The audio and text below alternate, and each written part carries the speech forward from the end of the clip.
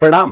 Green board UP और बिहार वाले इस चैनल पर आप सभी का स्वागत है। कोई भी विद्यार्थी यूपी बोर्ड की तैयारी करता है या फिर बिहार बोर्ड की तैयारी करता है तो सही जगह पर आ गए हो। अब आपको महंगे महंगे कोर्सेज या फिर महंगी महंगी किताबें खरीदने की कोई आवश्यकता नहीं रहेगी। अगर इस वीडियो की हम बात करें तो इस वीडियो में हम बिहार बोर्ड की कक्षा 10वीं यानी कि मैट्रिक में विज्ञान का जो पहला पाठ आता है रासायनिक अभिक्रियाएं एवं समीकरण, इसको समझने वाले हैं। इस वीडियो में पाठ को संपूर्ण समझाया जाएगा, यानी कि ये पाठ की वन शॉट होने वाली है। वीडियो में पाठ को हम समझ लेंगे, अतिरिक्त हमें बहुत सारे प्रश्न करने पड़ेंगे ताकि परीक्षाओं में अच्छे नंबर आ सके। तो उसके लिए इस पाठ के प्रश्न उत्तर, अध्याय का प्रश्न बैंक, नोट्स, पिछले वर्ष के प्रश्न पत्र, ये सारी की सारी चीजें महंगी महंगी किताबें खरीदनी पड़ती हैं जब जाकर मिलती हैं, लेकिन चिंता करने की जरूरत नहीं है। मैं आपको ये सारी चीजें बिल्कुल मुफ्त में देने वाला हूं। डिस्क्रिप्शन बॉक्स में आपको पहला लिंक दिया गया है, उस पर क्लिक करोगे तो ये सारी चीजें आपको बिल्कुल फ्री में मिल जाएंगी। जो भी हमारा ये पाठ है, अगर शुरू से अंत तक देखोगे तो सारी चीजें समझ में आ जाएंगी। सारा स्टडी मटेरियल भी इसके साथ में नीचे लिंक दिया गया है, वहां से आप डाउनलोड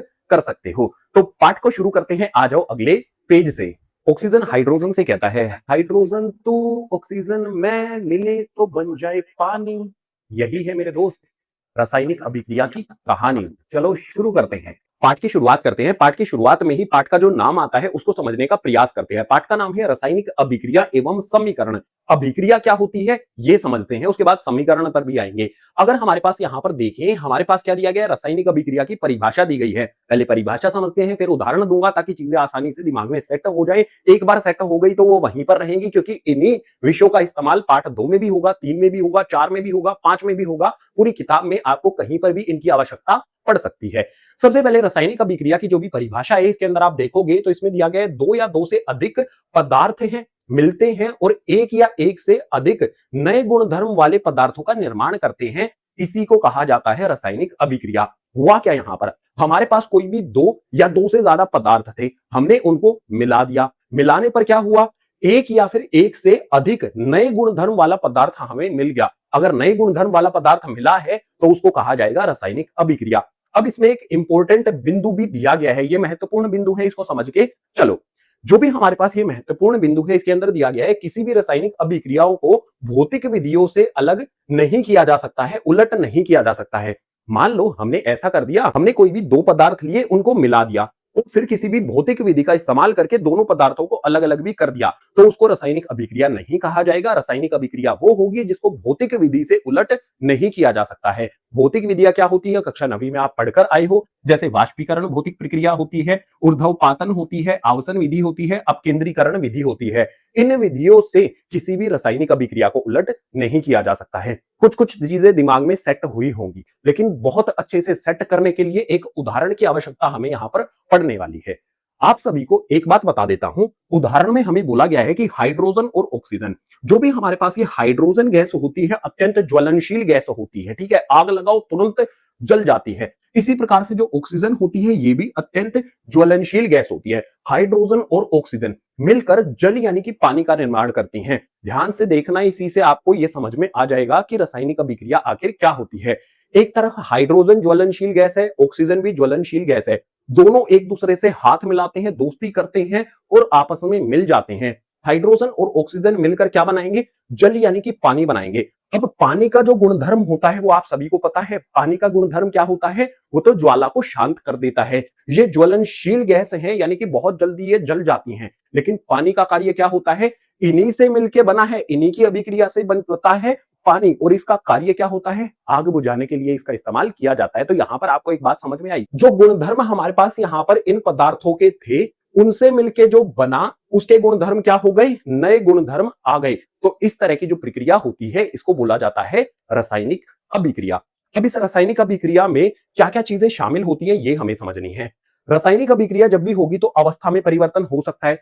ठोस, द्रव या फिर वाष्प जो होता है हमारे पास, ठोस, द्रव और गैस अवस्था में परिवर्तन हो सकता है। कोई भी रासायनिक अभिक्रिया होगी तो जो भी हमारे पदार्थ है वो ठोस से तरल अवस्था में आ सकते हैं या फिर गैसीय अवस्था में जा सकते हैं। अवस्था में परिवर्तन हो सकता है। जब भी कोई रासायनिक अभिक्रिया होगी तो रंग में भी परिवर्तन हो सकता है। जब 2 पदार्थों को मिलाएंगे तो कोई अलग ही रंग निकल के आ सकता है, तो रंग में परिवर्तन हो सकता है, तापमान में परिवर्तन हो सकता है। जब भी हम किन्हीं 2 या 2 से अधिक पदार्थों को मिलाएंगे तो तापमान बढ़ भी सकता है और तापमान कम भी हो सकता है। दोनों चीजें यहां पर संभव हो जाती हैं। इसके अलावा हमारे पास यहां पर गैस का उत्सर्जन भी हो सकता है। मान लो हमने यहां पर एक केमिकल था, एक केमिकल हमारे पास यहाँ पर ए है, ये बी वाला केमिकल है। ए वाले केमिकल में बी वाले केमिकल को हमने डाला तो यहां से कोई गैस निकली, ठीक है। इसमें से क्या हो सकता है, कोई गैस भी निकल सकती है। और भी बहुत सारी चीजें आपको समझनी है, आपको उदाहरण भी मिल जाएगा कि कब गैस निकलती है, कब तापमान बढ़ता है, कब तापमान घटता है। बहुत सारी चीजें डिटेल में पार्ट में आगे आने वाली हैं। बस आपको अभी के लिए दिमाग में ये रखना है कि रासायनिक अभिक्रिया जो भी होगी तो अवस्था परिवर्तन, रंग परिवर्तन, तापमान परिवर्तन और गैस का उत्सर्जन हो सकता है। अगर इनमें से कोई भी एक बिंदु हुआ है तो वहां बहुत अधिक संभावना है कि रासायनिक अभिक्रिया हुई है। ये हमने समझा है बेसिक बिंदु रासायनिक अभिक्रिया का। अब आप कहोगे हमने तो हाइड्रोजन या ऑक्सीजन को तो देखा ही नहीं है, तो हमें कैसे पता चलेगा कि किस तरह से रासायनिक अभिक्रिया, कुछ प्रैक्टिकल डेली लाइफ वाले एग्जांपल दो। तो हम कुछ डेली लाइफ एग्जांपल देख लेते हैं। दैनिक जीवन में हमारे सामने बहुत सारी ऐसी रासायनिक अभिक्रियाएं होती हैं, जैसे मैंने अभी अभी समोसा खाया, आपने क्या खाया कमेंट करके बता देना। मैंने अभी अभी समोसा खाया और उस समोसा क्या था, मेरा भोजन था, तो वो भोजन मेरे पेट में जाएगा, उसका पाचन हो जाएगा।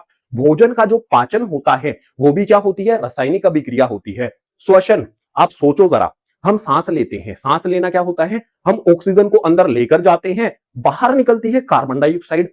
ऐसे कैसे, तो श्वसन जो प्रक्रिया होती है ये भी एक रासायनिक अभिक्रिया है। इसके अंदर ऑक्सीजन ली जाती है, अंदर एक रासायनिक अभिक्रिया होती है और बाहर कार्बन डाइऑक्साइड उससे मिलती है। लोहे पर जंग लगना, आपने ऐसे देखा होगा, नट बोल्ट या फिर लोहे की कोई भी चीजें होती है उन पर जंग लग जाता है, धीरे धीरे पानी के संपर्क में आने पर या फिर हवा के संपर्क में आने पर उन पे जंग लग जाता है। जो भी ये गल गया है लोहा, क्या इससे वापस नया लोहा बनाया जा सकता है? बिल्कुल नहीं। तो जो भी हमारी रासायनिक अभिक्रिया होती है उनको उलट नहीं किया जा सकता है। अच्छा, एक काम तो ये पता ही होगा, दूध को गर्म कर दो, फिर उसको ठंडा करते हैं, मतलब ठंडा नहीं नॉर्मल करते हैं, रूम टेम्परेचर से थोड़ा सा ज्यादा करने पर उसमें थोड़ा सा दही डाल देते हैं। तो दही डालने पर जो भी पूरा दूध था हमारा वो क्या हो जाता है, दही में परिवर्तित हो जाता है। अब दही से वापस दूध लाया जा सकता है क्या? नहीं लाया जा सकता, तो इसको क्या कहेंगे, रासायनिक अभिक्रिया कहेंगे। भोजन, पाचन, श्वसन, लोहे पर जंग लगना, दही का बनना, ये सारी की सारी चीजें क्या हो जाती हैं, हमारी रासायनिक अभिक्रिया हो जाती हैं, जो दैनिक जीवन में हम देखते हैं। तो कुछ कुछ ये बात आपके समझ में आ गई है कि रासायनिक अभिक्रिया क्या होगी दैनिक जीवन वाले उदाहरण से। अब थोड़ा सा नेक्स्ट लेवल पर पहुंचते हैं। तो नेक्स्ट लेवल पर हमें यहां पर देखने को मिलता है रासायनिक अभिक्रिया के कंपोनेंट। रासायनिक अभिक्रिया के दो चीजें शामिल होती हैं, एक को बोला जाता है अभिकारक और दूसरे को बोला जाता है उत्पाद। अब कौन से अभिकारक होंगे, कौन से उत्पाद होंगे, समझते हैं। सबसे पहले अभिकारक की जो परिभाषा हमें दी गई है उसको देखते हैं। अभिकारक में दिया गया है ऐसे पदार्थ जो किसी रासायनिक अभिक्रिया में भाग लेते हैं, हिस्सा लेते हैं, उनको बोला जाता है अभिकारक। यानी कि अभिक्रिया होने से पहले जो पदार्थ है ना उनको अभिकारक बोलेंगे। उत्पाद में क्या दिया गया है, ऐसे पदार्थ जिनका निर्माण होता है रासायनिक अभिक्रिया में, उसको उत्पाद बोलेंगे। रासायनिक अभिक्रिया होने से पहले जो पदार्थ होते हैं वो अभिकारक हो जाएंगे, अभिक्रिया होने के बाद जो हमें पदार्थ मिलता है वो उत्पाद हो जाएगा। बड़ा आसान है, उदाहरण बिना समझना तो थोड़ा सा मुश्किल ही होता है। कुछ कुछ चीजें दिमाग में आ गई होंगी परिभाषा से, लेकिन उदाहरण से बिल्कुल स्पष्ट हो जाएंगी। उदाहरण में हमारे पास बोला गया है कि भैया हमारे पास फिर से क्या है, हाइड्रोजन है और ऑक्सीजन है, मिलकर क्या करते हैं, जल का निर्माण करते हैं। अब हमें यहां पर यह समझना है कौन से अभिकारक है और कौन से उत्पाद हैं। तो देखो, अभिक्रिया किसके और किसके बीच हो रही है ये देखना है अपने को। हाइड्रोजन और ऑक्सीजन मिलते हैं, तो हाइड्रोजन और ऑक्सीजन मिलकर अभिक्रिया कर रहे हैं, तो इन दोनों को क्या बोला जाएगा, इन दोनों को यहां पर अभिकारक बोला जाएगा। तो सिंपल ये हो जाएंगे हमारे पास अभिकारक। अभिकारक हमने समझ लिए। इनसे बना क्या है, जो बनेगा अभिक्रिया के बाद उसको क्या बोला जाएगा, उसको उत्पाद बोला जाएगा। तो जो भी हमारे पास अभिकारक हैं वो हाइड्रोजन और ऑक्सीजन हो जाएंगे और ये हो जाएगा हमारे पास यहां पर जल, यानी कि उत्पाद जो इन दोनों से बना है, जिसका निर्माण होगा वो हो जाएगा हमारे पास यहां पर उत्पाद। अब जो भी हमारे पास यहां पर ये हाइड्रोजन है, इसको समीकरण के रूप में भी लिखने की कोशिश करते हैं। हाइड्रोजन जो हमारे पास होता है वो H2 होता है, जमा होता है ऑक्सीजन यानी कि O2 बनता है। ये होता है हाइड्रोजन, ये होता है ऑक्सीजन। हाइड्रोजन और ऑक्सीजन दोनों एक दूसरे के साथ अभिक्रिया करते हैं, दोनों अभिक्रिया कर रहे हैं, तो बीच में कौन सा निशान लगाना है, जमा का निशान लगाना है। जो भी एक दूसरे के साथ अभिक्रिया करेगा उसके बीच में जमा का निशान लगेगा। फिर एक एरो यानी कि तीर का निशान यहां पर लगेगा। तीर का निशान लगाने के बाद जो भी हमारे पास बना है, जो भी हमारे पास उत्पाद है यहां पर, वो लिखा जाएगा। तो हम यहां पर लिख देंगे H2O जो कि जल होता है। ये जो हमारे पास अभिक्रिया जो भी हमने यहां पर अभिक्रिया पढ़ी है उसका समीकरण लिखा है। पाठ का नाम क्या है, अभिक्रिया एवं समीकरण। तो ये जो अभिक्रिया यहां पर हुई है उसका समीकरण हमने लिख दिया। अब इस समीकरण से कैसे पहचाने कि कौन सी चीजें अभिकारक हैं और कौन सी उत्पाद हैं। जो ये तीर का निशान लगा है इसकी पूंछ की तरफ क्या है, ऑक्सीजन और हाइड्रोजन, तो ये क्या हो जाएंगे, हमारे अभिकारक हो जाएंगे, तो इनको बोलेंगे अभिकारक। और जो इसके सिर की तरफ है इसको क्या बोला जाएगा, इसको बोला जाएगा उत्पाद। ये बात आपको ध्यान रखनी है। कोई भी आपके सामने रासायनिक अभिक्रिया होगी तो उसमें कैसे पहचानोगे, जो भी हमारे पास जो जिनके बीच में भी रासायनिक अभिक्रिया होती है, जो रासायनिक अभिक्रिया करते हैं वो क्या हो जाएंगे, अभिकारक, जो बनता है वो उत्पाद। अगर आप समीकरण के रूप में देखते हो तो जो भी तीर का निशान लगा है उसके पूंछ की तरफ अभिकारक और सिर की तरफ क्या हो जाएगा, उत्पाद हो जाएगा। इस तरह से पहचानने की एक ट्रिक मैंने आपको बता दी है। रासायनिक अभिक्रिया में अभिकारक और उत्पाद हमने समझ लिए। अब बारी आ जाएगी रासायनिक अभिक्रिया जो भी हुई है उसके समीकरण को लिखने की। कुछ खास नियम होते हैं उनको समझते हैं। अगले पेज पर आ जाओ, वहां से शुरुआत करते हैं। कोई भी रासायनिक अभिक्रिया होगी तो उसको समीकरण के द्वारा दर्शाया जाता है। तो रासायनिक समीकरण की बारी आ जाती है। रासायनिक अभिक्रिया को समझने के बाद रासायनिक जो भी हमारे पास समीकरण है ये क्या होगा, इसके अंदर परिभाषा जो दी गई है इसको देखते हैं। रासायनिक अभिक्रिया को रासायनिक समीकरण के द्वारा दर्शाया जाता है या फिर निरूपित किया जाता है। कोई भी अभिक्रिया होगी उसको दर्शाने का तरीका क्या होगा, रासायनिक समीकरण होगा। तो जो भी हमारे पास ये रासायनिक समीकरण है इसके अगले बिंदु में दिया गया है, रासायनिक समीकरण के जो भी अभिकारक होते हैं और जो भी उत्पाद होते हैं उसके अंदर पदार्थ जो भी होते हैं, पदार्थ के प्रतीकों का इस्तेमाल किया जाता है। कोई भी अभिकारक होगा, कोई भी उत्पाद होगा, उसमें उसके सूत्र या फिर प्रतीक का इस्तेमाल करते हैं। जैसे पीछे वाले पेज पर मैंने आपको ये कराया था, यहां पर जो मैंने हाइड्रोजन नहीं लिखा है, मैंने यहां पर उसका प्रतीक होता है उसका इस्तेमाल किया है, उसका सूत्र होता है उसका इस्तेमाल किया है। तो यही चीज हमें करनी है। कोई भी रासायनिक समीकरण होगा उसके अंदर प्रतीकों का इस्तेमाल किया जाएगा। उदाहरण मैं दूंगा लेकिन उससे पहले एक इंपॉर्टेंट बिंदु यहां पर हमारे सामने और आ जाता है। इसके अंदर दिया गया है प्रतीकों के साथ उनकी भौतिक अवस्था को भी दर्शाया जाता है। अब ये भौतिक अवस्था क्या होती है, भौतिक अवस्था वही ठोस है, द्रव है, गैस है या फिर जलीय विलयन है। अगर कोई भी हमारे पास कोई भी पदार्थ अगर हमारे पास ठोस अवस्था में होगा, ठोस को अंग्रेजी में सॉलिड बोलते हैं तो उसके लिए एस इस्तेमाल करेंगे। जो हमारे पास द्रव होते हैं उसको लिक्विड बोलते हैं तो उसके लिए एल इस्तेमाल किया जाएगा द्रव के लिए। गैस जो होती है उसको अंग्रेजी में गैस ही बोला जाता है तो जी का इस्तेमाल किया जाएगा। जलीय विलयन जो हमारे पास होता है उसको एक्वस बोलते हैं तो इसका शुरू वाला जो एक्यू है उसका इस्तेमाल किया जाएगा। इसी तरह से ब्रैकेट के अंदर इनका इस्तेमाल करना है। उदाहरण दे देता हूं ना, आसानी से समझ में आ जाएगा। तो उदाहरण की बात करते हैं। किताब के अंदर सबसे पहली एक्टिविटी आती है, क्रियाकलाप आता है। उसके अंदर क्या होता है कि एक मैग्नीशियम का रिबन होता है। मैग्नीशियम रिबन को दहन किया जाता है। दहन करने का अर्थ एक ही हो जाएगा, जब भी हम किसी चीज का दहन करते हैं तो वो किस वजह से संभव हो पाता है। अगर ऑक्सीजन ना हो तो दहन होगा ही नहीं। तो दहन के लिए रिस्पॉन्सिबल गैस, जवाबदेही गैस किसकी होती है, जवाबदेही गैस कौन सी होती है, ऑक्सीजन होती है। ऑक्सीजन अगर मान लो मैग्नीशियम का मैंने दहन किया है तो सीधा सीधा ये हो जाएगा कि ये अभिक्रिया करता है ऑक्सीजन के साथ, दहन हो रहा है इसका। अगर मैंने इसको ऑक्सीजन के साथ अभिक्रिया कराई है इसका मतलब दहन है मैग्नीशियम का। मैग्नीशियम का दहन होता है, दहन का मतलब ऑक्सीजन के साथ अभिक्रिया, ऑक्सीजन के साथ अभिक्रिया करता है तो ये बना देता है MgO। ये मैंने जो लिखा है रासायनिक समीकरण मैंने लिख दिया। मैग्नीशियम आ गया, ऑक्सीजन आ गया, दो मेरे पास यहां पर क्या हो गए, अभिकारक हो गए। इनसे एक उत्पाद इसने बना लिया, मैग्नीशियम ऑक्साइड इसको बोला जाएगा। अब बारी यहां पर आएगी हमारी समझने की कि मैंने यहां पर जो इस्तेमाल किए हैं वो क्या है, प्रतीक या फिर सूत्र। मैग्नीशियम का सूत्र होता है, ऑक्सीजन का सूत्र होता है और ये मैग्नीशियम ऑक्साइड का सूत्र होता है। मैंने सूत्र का इस्तेमाल यहां पर किया है। आगे हमारे पास यहां पर इनकी भौतिक अवस्था भी तो हमें लिखनी है। भौतिक अवस्था, मैग्नीशियम जो होता है ठोस तो हम यहां पर एस लिख देंगे, ठोस के लिए एस इस्तेमाल करना है। ऑक्सीजन गैस होता है, गैस के लिए क्या करना है, जी का इस्तेमाल करना है। मैग्नीशियम ऑक्साइड ये राख होता है यानी कि सॉलिड, ये हो जाएगा हमारे पास ठोस। इस प्रकार से हमारा रासायनिक समीकरण लिखा जाता है किसी भी अभिक्रिया के लिए। और उदाहरण देख लो, पीछे वाले पेज पर ही जो मैंने लिखा था हमारा क्या था, हाइड्रोजन जो होता है ये गैस होती है, ऑक्सीजन के साथ ये अभिक्रिया करती है। ऑक्सीजन भी क्या होती है, गैस होती है। उसके बाद बनता क्या है, H2O यानी कि जल। जल क्या होता है, द्रव। द्रव यानी कि L मेरे पास यहां पर आ जाएगा। तो हाइड्रोजन और ऑक्सीजन दोनों गैस होती है और एक तरल पदार्थ का निर्माण करती हैं जिसे जल कहा जाता है। तो देख लो कितनी गजब चीज हो रही है, गैस मिलकर जल का निर्माण कर रही हैं। तो ये एक रासायनिक अभिक्रिया होगी। इसमें एक तगड़ी चीज और यहां पर हम समझते हैं। आप ध्यान से देखोगे तो इस तरफ हमें क्या दिए गए हैं, अभिकारक दिए गए हैं। जो भी मेरे पास ये अभिकारक हैं, जो भी मेरे पास ये अभिकारक हैं और जो भी मेरे पास इस तरफ ये आते हैं उत्पाद, इनके अंदर हम देखते हैं परमाणुओं की संख्या। अगर मैं देखता हूं मैग्नीशियम इस तरफ अकेला है, इस तरफ भी अकेला है। ऑक्सीजन यहां पर दो है, इस तरफ दो नहीं है। एक ऑक्सीजन कहां भाग गया भैया, बिल्कुल इसी तरह से यहां पर देखो हाइड्रोजन दो है, ऑक्सीजन भी दो है। हाइड्रोजन इस तरफ भी दो है, ऑक्सीजन दो है, इस तरफ फिर से एक ऑक्सीजन गायब है। ये एक ऑक्सीजन गायब कहां पर हो रहा है, ये चीज हमें डिकोड करनी है। और इसको डिकोड करने के लिए मतलब असल में बता देता हूं, गायब कहीं पर भी नहीं हो रहा है। हमें जो भी ये रासायनिक समीकरण है इसको अब संतुलित करना है। सबसे पहले यह समझते हैं कि रासायनिक जो भी अभिक्रिया है उसको संतुलित करना आवश्यक क्यों है। पहले ये समझते हैं, उसके बाद संतुलित करना सीखेंगे।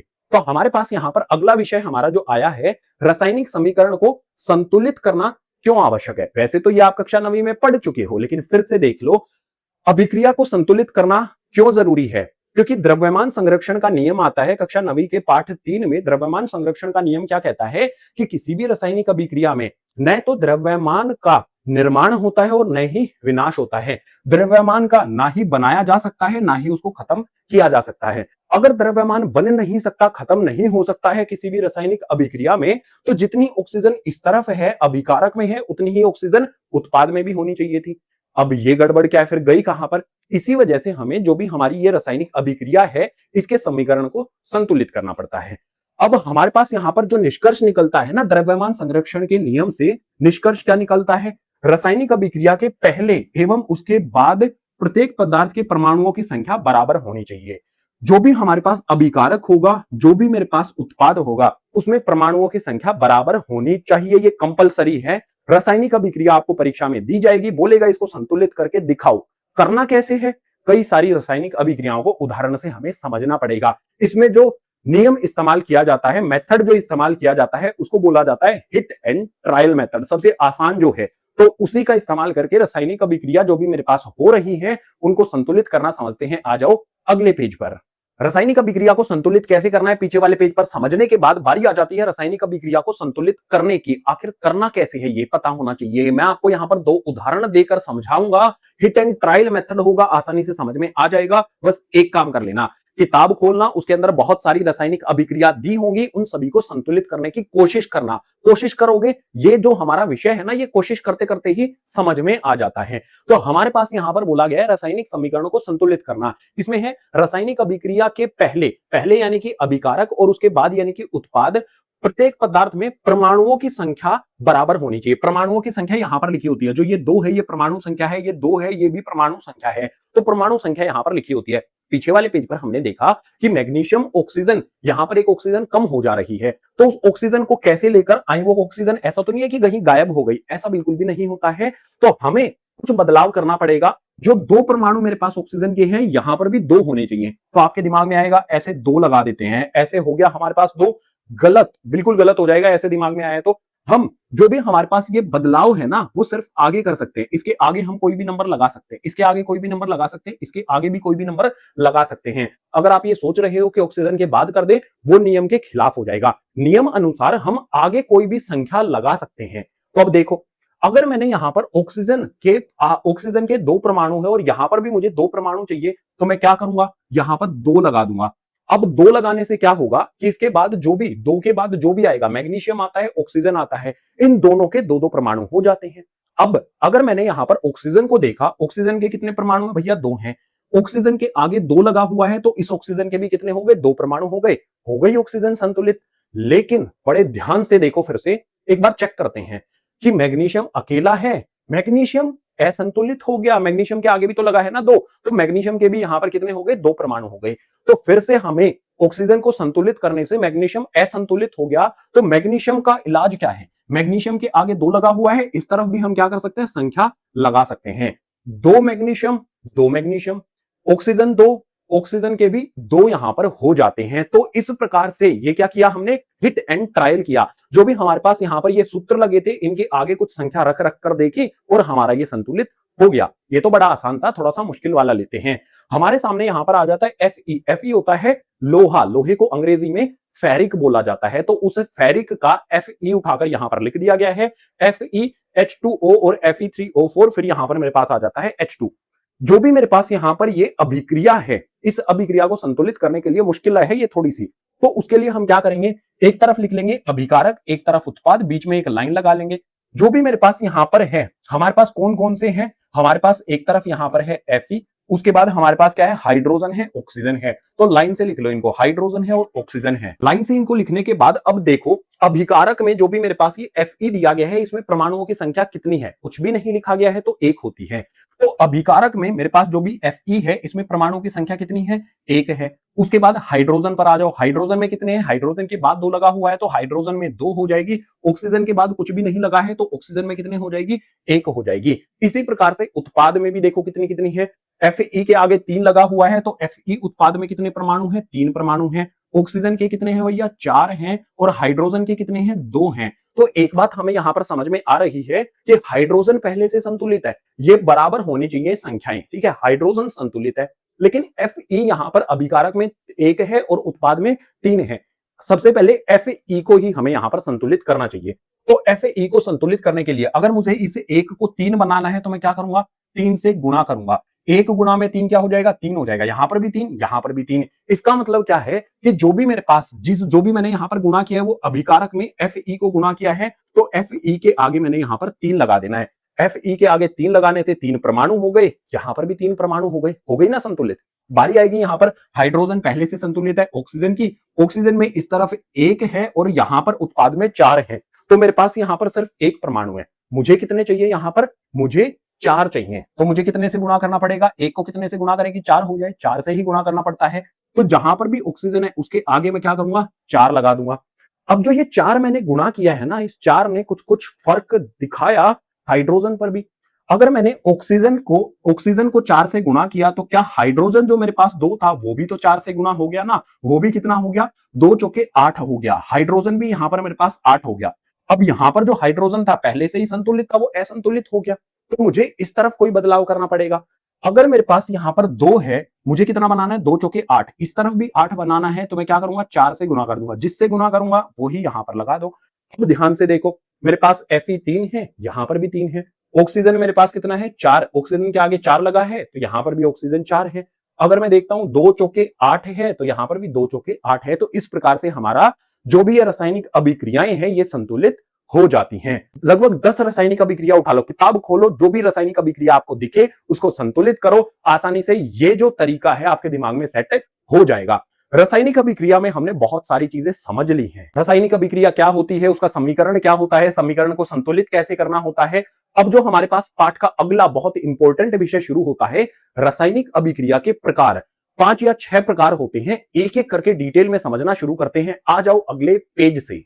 पिछले वाले पेजेस पर हमने रासायनिक अभिक्रिया को भी समझ लिया है, रासायनिक समीकरण को भी समझ लिया है। तो अब बारी आ जाती है पाठ में अगले विषय की, जो होता है रासायनिक अभिक्रिया के प्रकार। रासायनिक अभिक्रिया के कई सारे प्रकार होते हैं, एक एक करके सभी को समझते हैं। तो पहला प्रकार होता है यहां पर संयोजन अभिक्रिया। जो भी ये संयोजन अभिक्रिया है इसकी परिभाषा को देखते हैं, फिर उदाहरण से बिल्कुल क्लियर कर देंगे। तो सिंपल सीधी बात इसमें बोली गई है, इस अभिक्रिया में 2 या 2 से अधिक अभिकारक मिलकर एकल उत्पाद बनाते हैं, या फिर बोलेंगे एक उत्पाद बनाते हैं। अभिकारक कितने होंगे, 2 या 2 से ज्यादा हो जाएंगे। एक नहीं होना चाहिए अभिकारक में, 2 या 2 से ज्यादा होने चाहिए, लेकिन उत्पाद एक ही बनेगा। उदाहरण देख लेते हैं या फिर एक स्ट्रक्चर बना लेते हैं इसका। तो स्ट्रक्चर में क्या आ जाएगा मेरे पास, मान लो मेरे पास ये एक ए अभिकारक है और जुड़ता है ये बी के साथ, और अभिक्रिया होने के बाद यहां पर ये ए बी इकट्ठा हो जाता है। समझ रहे हो, 2 या 2 से अधिक अभिकारक हैं, इकट्ठा हो गए, एक उत्पाद बनाया, तो इसको कहा जाएगा संयोजन अभिक्रिया। इसका उदाहरण ले लेते हैं क्योंकि परीक्षा में पूछा जाएगा कि जो भी अभिक्रिया है ये किस प्रकार की है, या फिर संयोजन अभिक्रिया के कोई भी उदाहरण आपसे पूछ लेगा। तो कोयले का दहन किया जाता है। जब भी कोयले का दहन किया जाता है तो कोयला जो होता है ना, वो होता है कार्बन, जो कि ठोस होता है, तो हमने यहां पर एस लगा दिया। उसके बाद जब भी दहन होता है तो मैंने आपको बताया था ऑक्सीजन के साथ अभिक्रिया होगी, तो यहां पर क्या आ जाएगा हमारे पास, ऑक्सीजन आ जाएगा, जो कि एक गैस होती है। दोनों अभिक्रिया करते हैं, देख सकते हो अभिकारक हमारे पास कितने हैं, 2 हैं। 2 या 2 से ज्यादा भी हो सकते हैं, लेकिन यहां पर 2 हैं। और एकल उत्पाद बनाएंगे। एकल उत्पाद क्या बनता है इसमें, CO2 यहां पर बन जाती है हमारे पास गैस है। तो ये अभिक्रिया जो भी हमने यहां पर लिखी है, इसमें 2 अभिकारक हैं, एक उत्पाद बना, इसको कहेंगे संयोजन अभिक्रिया। और संयोजन अभिक्रिया आप जो हमने मैग्नीशियम रिबन वाली प्रक्रिया लिखी थी, वो भी संयोजन अभिक्रिया है। जल का निर्माण जो हमने लिखा था, जिसके अंदर हमारे पास क्या आया था, H2 जो कि गैस होती है, उसके बाद जमा में हमारे पास O2 जो ये भी गैस होती है। अभिक्रिया करने के बाद क्या बनाता है, H2O, यानी कि जल का निर्माण करता है। ये हमारे पास तरल होता है। ये हमने जो किया था ये भी तो हमारी संयोजन अभिक्रिया है। इसको संतुलित करने के लिए क्या करेंगे, यहां पर 2 लगा देंगे और यहां पर भी 2 लगा देंगे तो संतुलित भी हो जाएगी। कोई भी रासायनिक अभिक्रिया लिखोगे तो वो संतुलित होनी चाहिए, इस बात का आपको ध्यान रखना है। तो संयोजन अभिक्रिया परिभाषा उदाहरण सहित हमने समझ ली। आसान चीज देखो यहां पर भी दे रखा है हमारे पास, यहां पर ये पहला केमिकल है, ये दूसरा केमिकल है, दोनों को मिलाएंगे क्या बनेगा, एक केमिकल बन जाए, एक उत्पाद बन जाए। जो भी अभिकारक हैं वो 2 होंगे, उत्पाद 1 होगा। तो इस तरह की अभिक्रिया को क्या कहेंगे, संयोजन अभिक्रिया।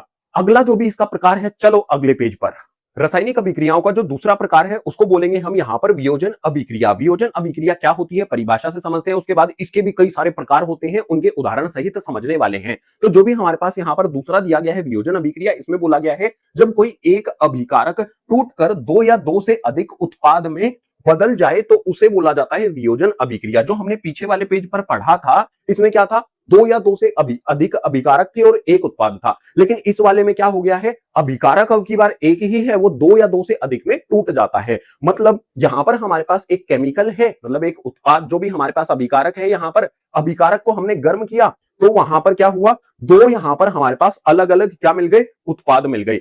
एक अनेक में हो जाए डिवाइड तो उसको बोलेंगे हम यहां पर जो भी वियोजन अभिक्रिया।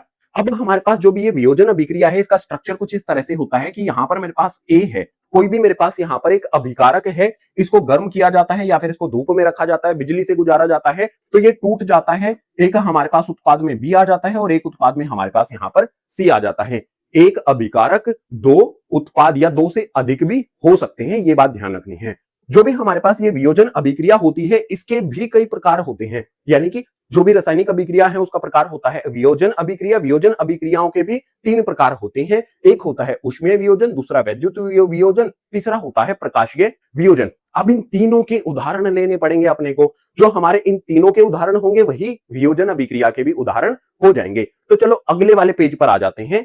सबसे पहला वियोजन अभिक्रिया का जो हमारे पास प्रकार है वो होता है ऊष्मीय वियोजन। जब हम बात करते हैं ऊष्मा की तो हमारे दिमाग में आता है जो भी आग है ना, वो हमारे दिमाग में आती है, यानी कि ये वियोजन जो भी होगा वो ऊष्मा के द्वारा होगा। ऐसा समझ में आ रहा है। परिभाषा में देखो, जब किसी अभिकारक को ऊष्मा देकर तोड़ा जाए, ऊष्मा अगर हम उसको देंगे और वो टूट जाए, यानी कि 2 अलग अलग उत्पाद में या 2 से अधिक उत्पाद में बदल जाए तो उसको बोला जाता है ऊष्मीय वियोजन। वियोजन अगर ऊष्मा के द्वारा किया जाता है, अग्नि के द्वारा किया जाता है तो उसको ऊष्मीय वियोजन बोलेंगे। उदाहरण में यहां पर आपके लिए फटाफट से लिख देता हूं डिटेल में। उदाहरण आपके सामने यहां पर मैंने लिख दिया है, इस तरफ दिया गया है CaCO3, ये ठोस होता है, अगर इसको ऊष्मा दी जाती है तो ये CaO और CO2 में विभाजित हो जाता है, यानी कि हमारे पास यहां पर एक अभिकारक है और 2 यहां पर हमारे पास क्या मिल जाते हैं, उत्पाद मिल जाते हैं। मैंने इसको ऊष्मा दी है तो यहां पर मुझे मेंशन करना पड़ेगा कि ऊष्मा इसको दी जा रही है। जो भी तीर का निशान लगाएंगे उसके ऊपर लिखना पड़ेगा कि इसमें ऊष्मा हमने दे दी है, इसीलिए ये 2 हिस्सों में यहां पर टूट गया है।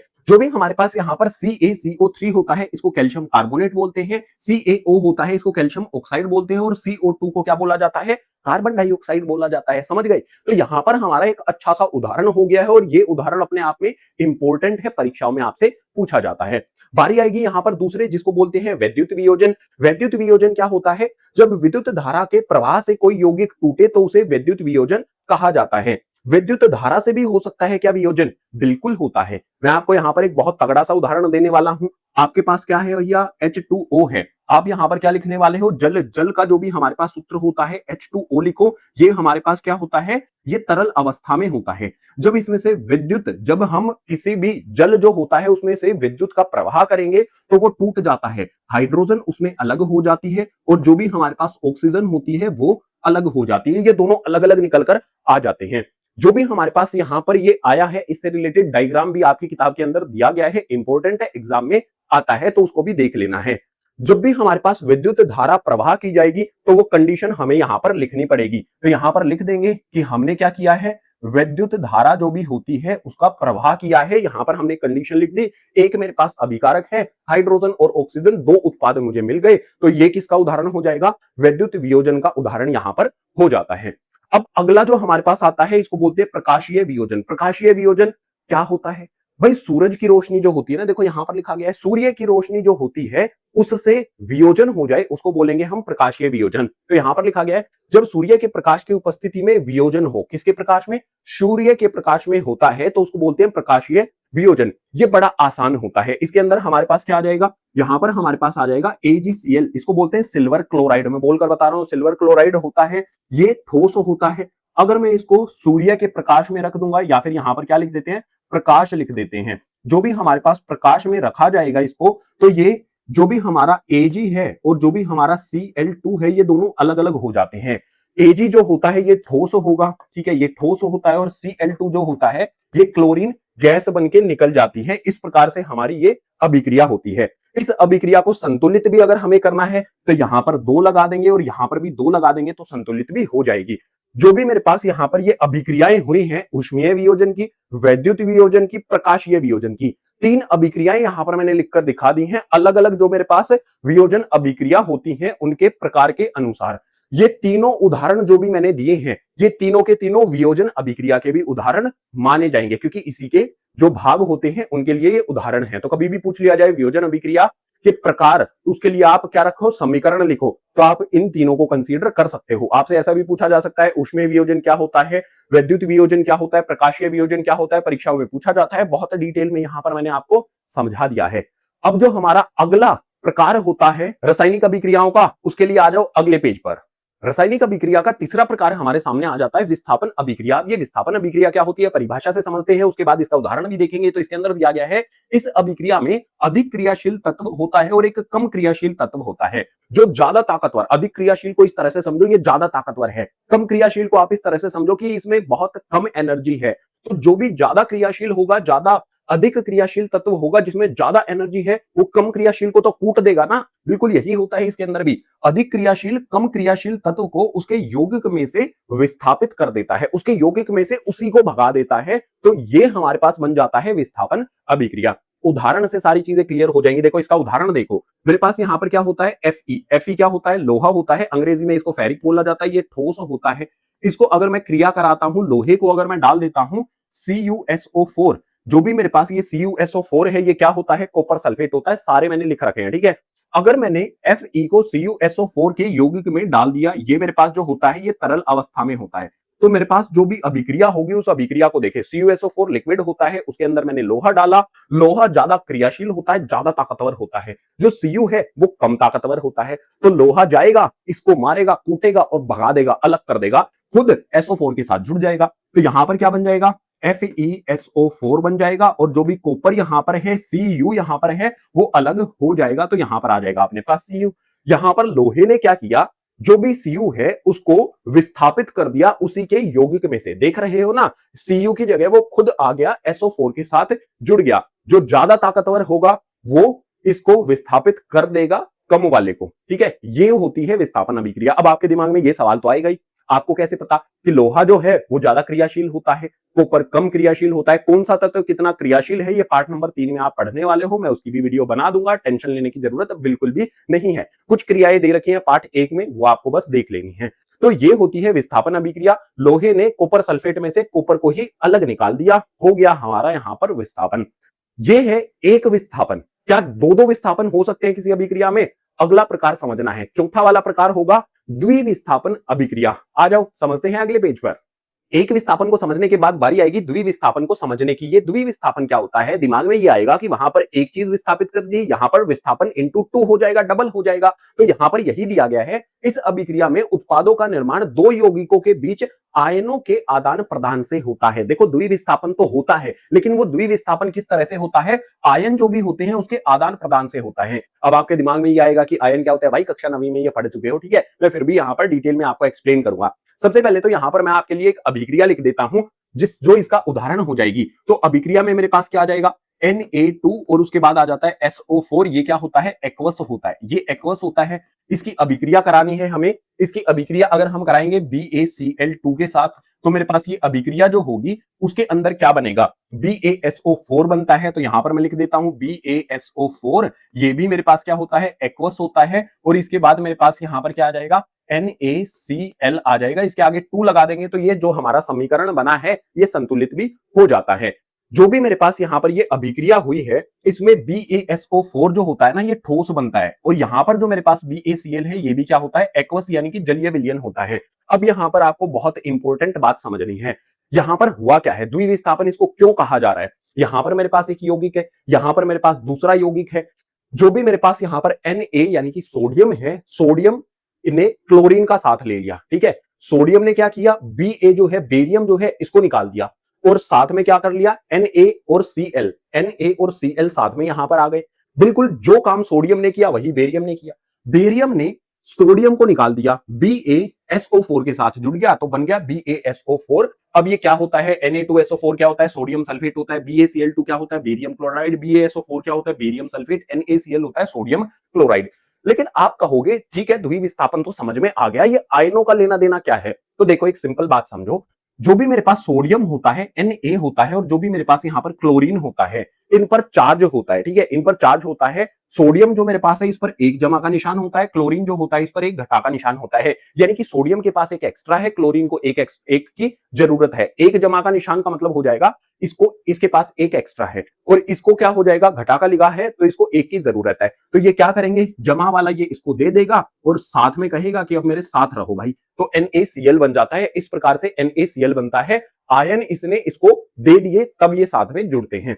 बिल्कुल इसी प्रकार से जो हमारे पास यहाँ पर Ba होता है, Ba पर दो एक्स्ट्रा होते हैं, दो जमा होते हैं, और जो भी मेरे पास यहाँ पर आता है SO4, जो भी मेरे पास यहाँ पर SO4 आता है, इस पर दो घटा होते हैं, यानी कि इसके पास दो एक्स्ट्रा आयन है, इसके पास दो की कमी है, ये इसको दे देगा, और देने के बाद क्या बन जाएगा, BaSO4 बन जाएगा। जो भी मेरे पास यहाँ पर बना है, ध्यान से देखो, अब और इंपॉर्टेंट बात बता रहा हूं यहाँ पर, ये क्या है, जलीय विलयन, ये भी जलीय विलयन है। जब हम जलीय विलयन लेते हैं, दो जलीय विलयन इसके अंदर डालेंगे, तो मेरे पास कोई ठोस बन रहा है। ये क्या है, ठोस बन रहा है। यहां पर हमारे पास जल है, इसके अंदर जो भी ठोस बनेगा ना, वो नीचे की तरफ बैठ जाएगा, नीचे की तरफ क्या हो जाएगा, बैठ जाएगा। जो भी ठोस है वो नीचे की तरफ इस प्रकार से आ जाएगा, नीचे की तरफ इसमें ठोस बनता हुआ हमें दिखाई देगा। जलीय विलयन से ठोस बनता हुआ हमें दिखाई दे तो उसको क्या बोला जाता है, उसको बोला जाता है अवशेप। अवशेप उसको बोलते हैं, ठीक है, अवशेप उसको बोला जाता है। बेरियम सल्फेट का सफेद अविलय अवशेप का निर्माण होता है। अविलय यानी कि वो पानी में घुलनशील नहीं होता है। जलीय विलयन के अंदर जब इन दोनों को हम मिलाते हैं इसके अंदर, तो नीचे की तरफ हमारे पास यहाँ पर ठोस अवस्था में लगभग हमें दिखाई देता है एक अवशेप। कोई भी ऐसी वस्तु जो तरल से ठोस में परिवर्तित होती है रासायनिक अभिक्रिया में, उसको अवशेप बोला जाता है। और अवशेप क्या हो जाएगा, BaSO4। जो भी ठोस यहां पर बना है वो हो जाएगा यहां पर अवशेप। हमेशा ये बात ध्यान रखना, जब भी हमारी द्विविस्थापन होगा तो 99% कोई ना कोई अवशेप बनता ही है उसके अंदर। आप किताब के अंदर जो रासायनिक अभिक्रिया देखोगे उसमें भी आपको ये दिखाई दे जाएगा अवशेप। अलग इसके अलावा कोई भी अभिक्रिया देखोगे उसके अंदर भी आपको अवशेप बनता हुआ दिखाई देगा द्विविस्थापन अभिक्रिया में। द्विविस्थापन हो गया। अब पांचवी जो अभिक्रिया होती है वो काफी इंटरेस्टिंग है, उसमें देखना है कि क्या जुड़ता है क्या हटता है। आ जाओ समझने के लिए अगले पेज पर।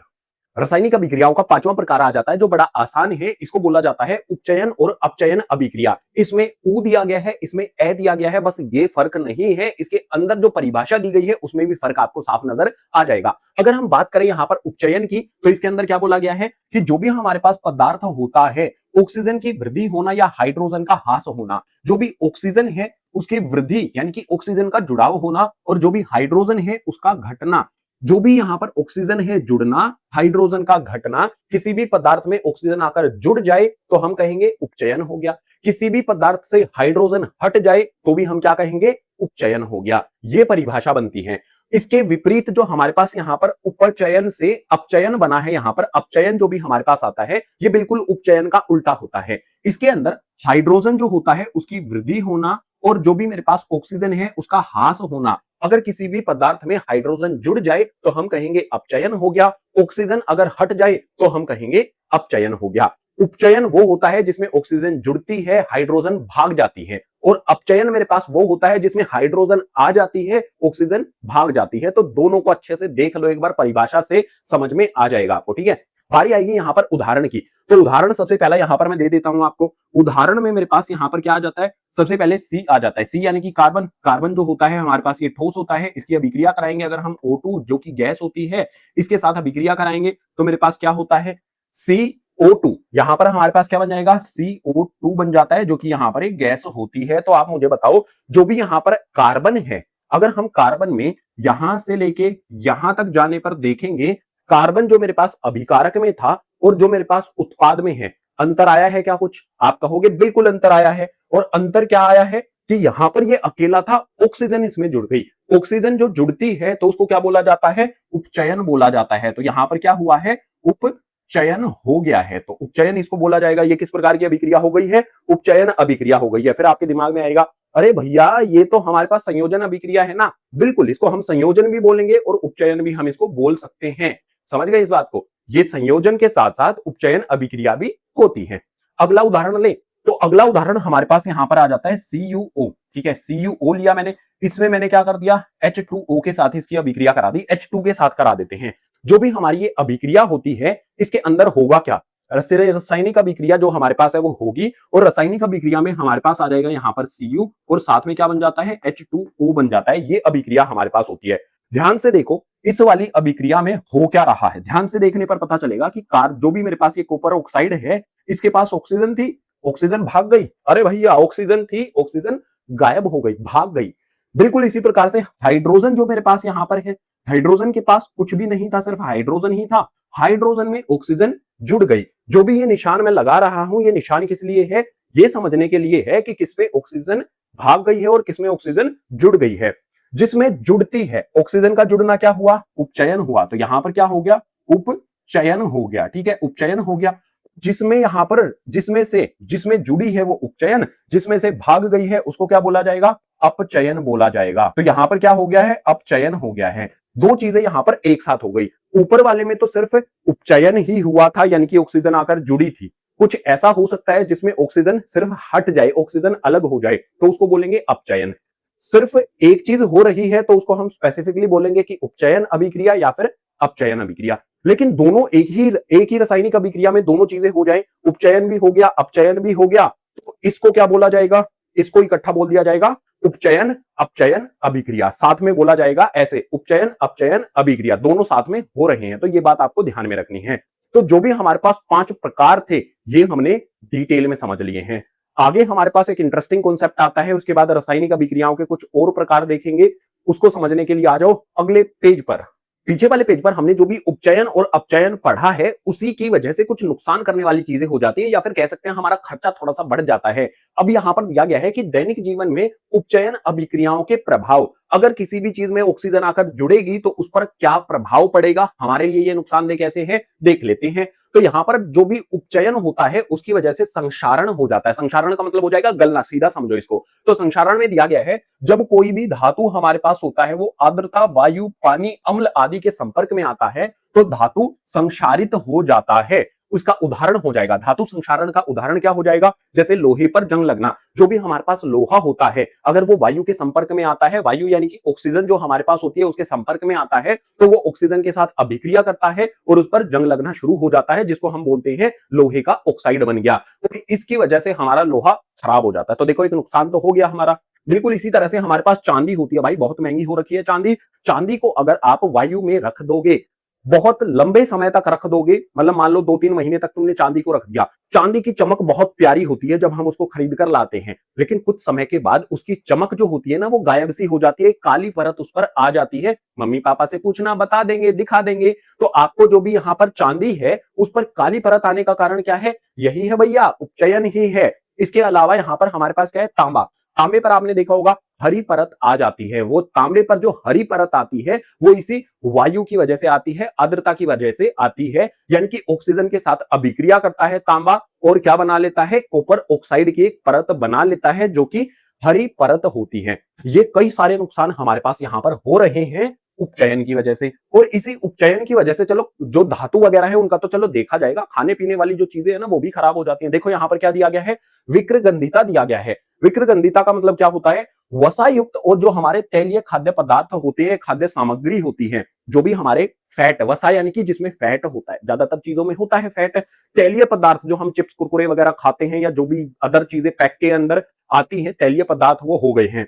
उसको अगर हम वायु के संपर्क में आने पर अगर उनको वायु के संपर्क में आएंगे तो वो क्या हो जाएंगे, उपचयित तो हो जाएंगे। उपचयित का मतलब क्या हो जाएगा, ऑक्सीजन के साथ वो अभिक्रिया कर लेंगे। जैसे आपने चिप्स का पैकेट देखा होगा, चिप्स के पैकेट में हम बोल देते हैं, शिकायत कर देते हैं कि हवा ज्यादा भर रखी है, चिप्स थोड़े से ही दे रखे हैं, ऐसे हम शिकायत कर देते हैं। लेकिन असल में इसके अंदर हवा नहीं, इसके अंदर क्या होती है, नाइट्रोजन गैस होती है। नाइट्रोजन गैस जो होती है ये ऑक्सीजन के संपर्क में आने से चिप्स को बचाती है। कभी भी आप इस तरह से पैक्ड खाना लेने जाते हैं तो ऐसे पैकेट का चुनाव करें जो पूरी तरह से फूला हुआ हो, पूरी तरह से उसमें हवा यानी कि नाइट्रोजन गैस भरी हो, तो उसके अंदर जो चीजें आपको मिलेंगी वो शुद्ध रहेंगी, वो ऑक्सीजन के संपर्क में नहीं आती है। ऑक्सीजन के संपर्क में आने से बचाने के लिए इसमें नाइट्रोजन डाली जाती है।